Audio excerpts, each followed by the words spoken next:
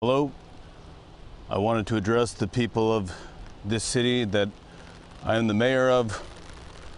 The protests have forced my staff and I to begin having a conversation. The conversation is important. The conversation is necessary. I believe that it's time to engage in conversation just to check. And I'm not suggesting any sweeping change at this point right now, but I think it would be beneficial for your council, for the community, to engage in that conversation now, because we see concern, we hear complaint.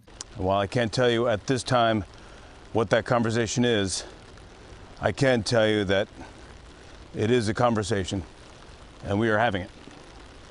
Our mouths will move up and down, words will come out of the middle parts of our mouth, and that will form a conversation.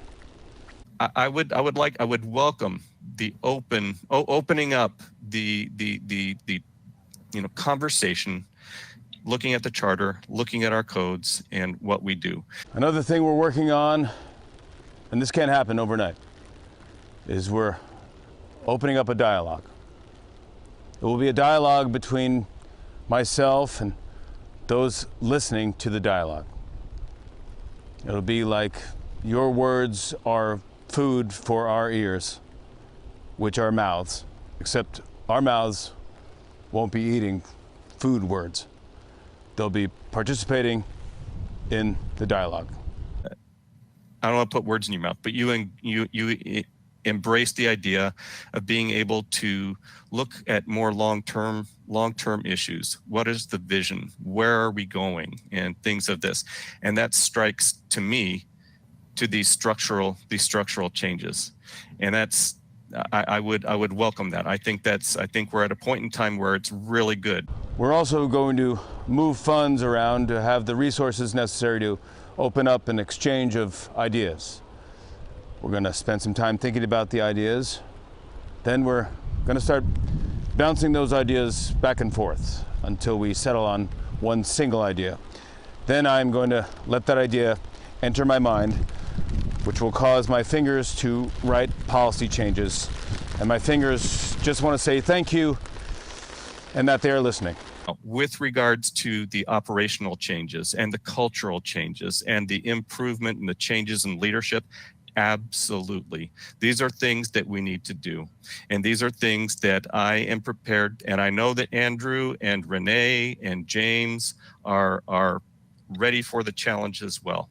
It's to understand, starting off with our vision, translating that into a mission that accomplishes our values, and that permeates through the organization. So to summarize, we will be having a conversation, a dialogue, and the exchange of ideas.